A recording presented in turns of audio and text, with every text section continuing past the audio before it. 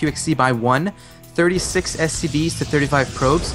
He did also add on a few barracks back home, getting a few add-ons, a few reactors as well as tech labs, adding the factory. Nice timing there from the factory from coLqxc. We'll have medevacs on the map rather soon. And coLqxc is getting 2 bunkers. Now, what do you think of this? Is he thinking there's going to be a timing push from CSN, or is this sort of like just to be safe? I think it's generally to be safe. 2 Marauders and a couple of submarines coming out, taking some Stalkers off guard here. CSN has to be so careful not to use any units at this point in the game. Every unit's so important, especially those Stalkers and Sentries. Yeah, man, I think these 2 bunkers just for safety, just in case he feels scared. His Marines and Marauders are feeling the heat of this Ohana map and wanting to get in the air conditioning for a little bit. But right now, pretty even game, I think. 68 to 63 is the supply lead in favor of the Protoss player. And their tech is around the same. I mean, Colossi are on the way, sure, but coLqxc's starport is just about to finish, so it's not like he's going to be dramatically underprepared for Colossi at this point in the game. We'll have to see if he scans. We'll have to see exactly when he spots this Colossi production. In fact, he's already seen the robotics bank, so he pretty much knows that he pretty much knows the plans of CSN right now. And look at how coLqxc is reacting to this. This is sort of like the game we saw. I think it was on ESV Cloud Kingdom. Yeah, it was on Cloud Kingdom. He just throws down a bunch of barracks. He sees Colossus. Yeah. He knows that it's going to come down from CSN. He's not even going to bother to take a third.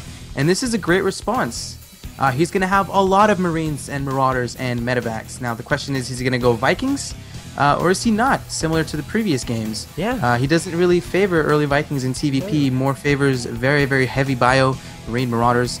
And at this point, 93 supply for CSN, 92 for coLqxc. Second Colossus making its way here soon on the map. We are seeing thermal lands being upgraded. And coLqxc moving across the map with a lot of units. That's a lot of bio units from coLqxc. A few medevacs here also going to accompany these units. And is CSN prepared?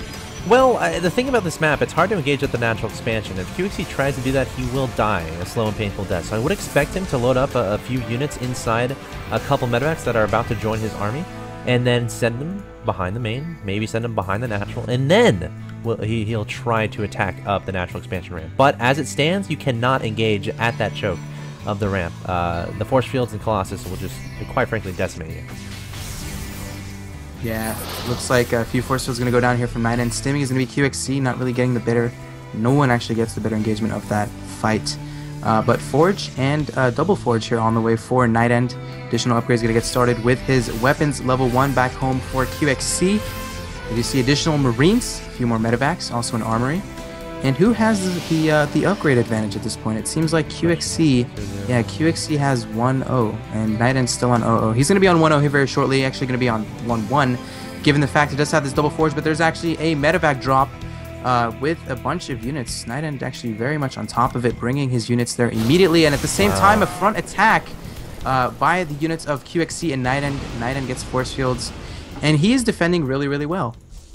Yeah, I mean, like we saw in the Metropolis game, he wasn't prepared at all for the drop, and here, completely prepared. There's plenty of Stalkers, a Zealot, Colossus there, and you can afford to do that on this map. You don't need to leave a lot at the front of your national expansion because, again, you can just force field that ramp, and all your problems are pretty much dealt with. So CSN playing this really well, splitting up his units very nicely, but behind this, again, coLqxc powering the Marines and Marauders, getting more and more out on the field, and I feel like if he can just keep CSN contained to 2 base for a long time while perhaps taking a third of his own, he'll be setting himself up nicely for the mid to late game.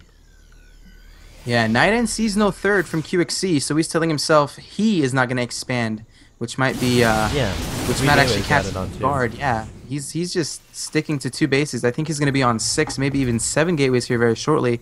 coLqxc, as you said, man, he's just hammering out as many units as possible, mixing in the medevacs, which are going to be great here with his units. He does have a supply advantage still, 169 to 140 compared to CSN, and he's finally going to get some Vikings. You're going to see 2 Vikings make their way onto the map very soon, even going to load up a drop. Yeah. And CSN is ready, man. He has units in the exact a lot of medevacs, though. Yeah.